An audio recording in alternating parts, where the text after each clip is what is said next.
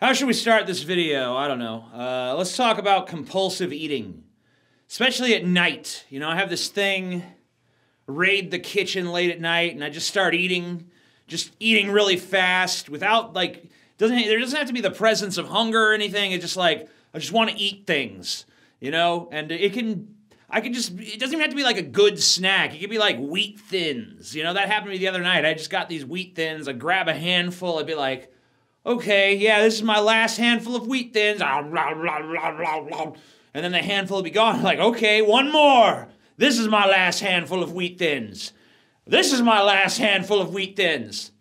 You know, and it's just like, it starts to get to the point where you feel sick, you feel stuffed. You're like, oh my God, I don't even want to eat anymore, but you still just keep doing it.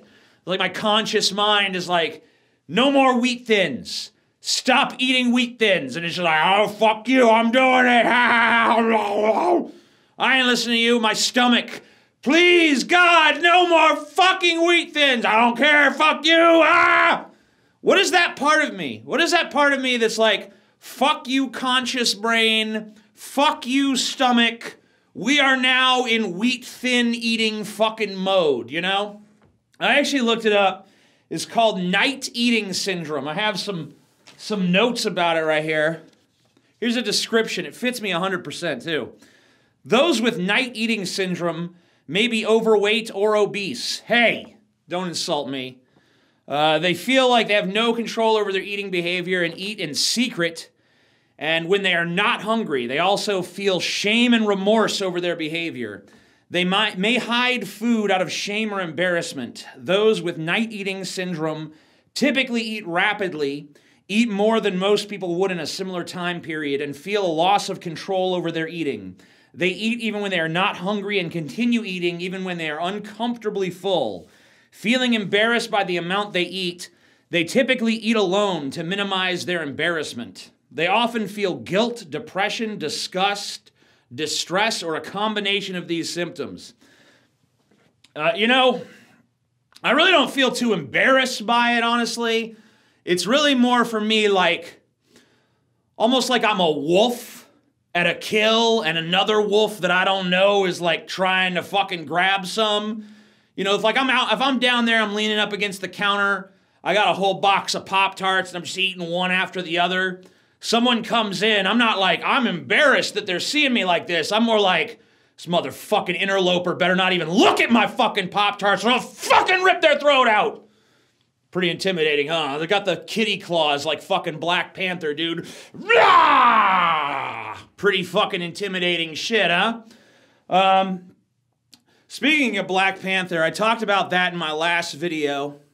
And recently, a reviewer actually had the balls, after 81 reviews, finally a negative review came in. It was from, what's his name? Ed Power of the Irish Independent. He found that the film's loftiness and its self-importance kind of detracted from the fun factor that you expect from a superhero movie, and so he gave it 3 out of 5 stars. Now, 3 out of 5 stars, that's still a mostly positive review. That's saying it's better than it's bad, but that was a bad enough score for Rotten Tomato to count it as a Rotten Tomato, a little splat, and that drove the score of the movie down to a mere 99%. Now, with any other movie in history, 99%, people be bragging about it, but with this particular movie, because there's this weird obsessive cult out there that says no one's allowed to dislike this movie. They just freaked out. I mean, there's tweets of a guy saying this is racist, and you know, just like, this is racist. I don't care. I don't care. I don't care. Anyone who doesn't like this is racist. Racist, racist, racist. And it's like 600 something fucking likes and retweets, 600 retweets and like 1,300 likes. So people were like, yeah, you damn right, brother. Another guy said he was going to beat the shit out of the critic. You know, like, how dare you fucking give a middling review, not even an outright negative review, but a middle-of-the-road review to the greatest fucking movie ever made, Black Panther. Now, keep in mind, this movie don't even come out for another 8 fucking days. These motherfuckers adamantly defending this movie that are pissed that it has 99% on Rotten Tomatoes instead of 100%, that are threatening to beat the shit out of a guy for daring to give it a negative review, that are declaring anyone who doesn't like it racist. None of these motherfuckers have even seen it. None of them have seen it. Think about that for a fucking second. That's how fucking crazy this shit is. These people are willing to beat the shit out of you and call you a racist because you insulted a movie that they haven't even fucking seen. I wish I could say I'm surprised, you know? I wish I could say that I'm shocked that this has happened, but I predicted this weeks ago. Weeks ago, I was like on Twitter and I was listening to the hype for the movie and I'm like, man, whoever gives this movie a negative review is going to be branded a racist, huh? And literally the first motherfucker that gave it a bad review, racist, let's go beat the shit out of him, he's a bad person. Before any motherfucking person other than a few people in the press has even seen this fucking thing. And since I'm so good at predicting the trajectory of this shit, let me tell you what's going to happen next. All these fucking SJWs are going to see this movie, and then they're going to figure out their own problems with it. They're going to figure out how it doesn't measure up to their fucking exacting standards of entertainment. You know, and you're going to see articles like, can we talk about X in Black Panther? And X is just going to be a little treasure map, marks the spot for whatever their social issue is. Like, where were all the black trans women in fucking Black Panther? How come the trans community wasn't represented? Where's the LGBT character? Where's this? Where's that? How come this character said this thing? How come this white character did this thing and wasn't portrayed as a total piece of shit? You know? It's going to be like that. And so all these people who are pissed and defending it now are all going to turn on it because it doesn't meet some little, oh, it didn't check this little social justice box, so it's actually a piece of shit. Hollywood tricked us, y'all. I mean, this narrative is so predictable now. Everything in this country that happens is fucking predictable. It's like we're stuck in this feedback loop from hell, and a hell of our own creation. It's like every time there's a big shooting, you know? People fucking, it's the same fucking discussion after every fucking shooting, you know? It's like, people say I said you know too much. I'm gonna try not to say you know?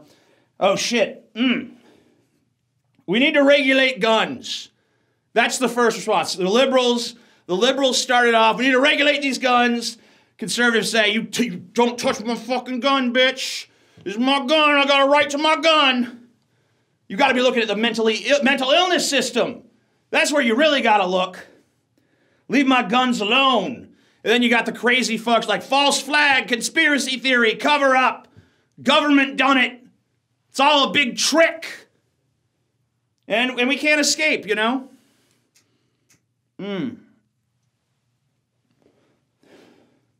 We can't escape this feedback loop of bullshit. We basically turned our lives into a hell that we can't escape from because everyone's trapped in this fucking cycle of total antagonism to the point where their antagonism over their ideals is more important than the ideals themselves. To the point where they'd rather fucking never accomplish anything on their agenda, they'd rather never get their way on anything than give the people that they perceive to be the opposition even like a fucking, the tiniest little concession. The tiniest little one. That's where we are. We're at an age where we're in love with our antagonism and obstinance. We're not willing to budge. We're not willing to move. And so it's just a total gridlock. That's how it is among the citizenry, of course. Now you look at our fucking two parties up there in Washington, it's a different fucking story. Oh yeah, they make a big fucking show of not getting along. They make a big show of like, we stand here on immigration. Oh, well, we stand here on immigration. Like Trump and Hillary back during the election, you know, it's like, Trump's like, I want to build a wall. And people are like, oh, he's a monster. And they forget Hillary was talking about building a border fence like months before that. Just months. Not years, not decades, months. And people are like, oh my God, that's the big issue that divides them. What about all the things these parties have in fucking common? You know, it's like Rand Paul today stood before the Senate and he said, he looked at the fucking spending bill and he's like, this is fucking ridiculous. This is the Republican spending bill? I thought we were against deficits. This is going to create a huge fucking deficit. Aren't we a bunch of fucking hypocrites at this point? Well, yeah, you are. That's because there are no fiscal conservatives anymore. I'm not a fiscal conservative myself. But I think it's kind of shitty that that point of view isn't at all represented in government. Both the parties love spending money on slightly different things, but the closer you look, kind of just the same things. Like when it comes to our foreign policy, we haven't seen any major change in foreign policy from president to president. Especially in the Middle East, it's the exact same policy. It's the exact same policy of proxy wars in the Middle East with China and Russia, the three big superpowers in the world fighting over the Middle East like it's a piece of fucking meat and they're dogs in a fucking alleyway. You know, that's been our fucking foreign policy for a long time. An imperialist foreign policy. And it doesn't matter which party you vote for, Democrats or Republicans, they're both behind it. What about big business? Which party is the anti-big business party? Neither of them. They're both in the pockets of big business. So you got two parties, both in the pockets of big business, both fucking corporate sponsorships out the ass, both bought and paid for in the pockets of various fucking industries. Foreign policy, basically fucking identical. Fiscal conservatism, nowhere to be found. They agree. They agree that they want fucking foreign wars. They want fucking to be, enriched. They want to sell their fucking values for money to corporate America. And they both, and none of them want to stop spending. Okay? That's the fucking state of things. Now, you could have had Bernie Sanders, a true liberal. You could have had Rand Paul, a true conservative. None of that happened. What we got was Hillary and Trump. Two candidates that were basically fucking identical, if you really look at them. Now, you can fucking quibble over, oh, well, there's some significant differences. That's a big fucking smokescreen. Okay? I'm not saying there's no differences between them, but their differences are kind of skin deep. But a population... And this is going back to the Black Panther thing. A population that gets this divided over like, oh my God, someone gave a negative review to a movie. A population this addicted to antagonism. I mean, divide and conquer strategy. They don't even need to divide us. We divide ourselves. We divide our fucking selves over the most trivial, meaningless bullshit. Like any little fucking thing. There's no issue that's too small, too fucking pedantic, too fucking obscure for people to draw battle lines over. You think that the fucking elites up there in Washington and Wall Street don't play us like a cheap fiddle knowing how easy it is to have us at each other's fucking throats? Of course they take advantage of that. They'd be idiots not to take advantage of that. So I guess what I'm trying to say to you is, whether you're on the left or you're on the right, maybe just open your eyes, wake up for a second and say, hey, why am I engaging in all this meaningless bullshit? It's like me with the fucking wheat thins. It's the same thing when I get on my Twitter and someone says some sort of meaningless fucking insult. They say, oh, well, you said this or you did that or you're this thing or you're that thing. And I just can't help but be like, fuck you! You're a piece of shit!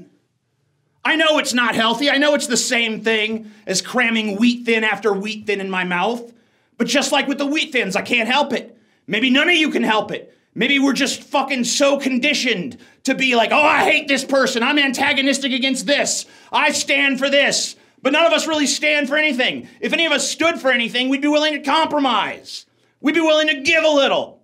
But no one's willing to give. Everyone's just like, I fucking stand obstinately in this position. But your position's never going to come true because you're not willing to make a deal to make it happen.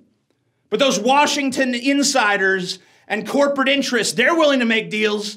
They're willing to look past their differences, come to a fucking consensus. Hey guys, I got an idea. Let's do everything in our power to further our power and consolidate our power. And they all nod their empty fucking heads and go, yeah!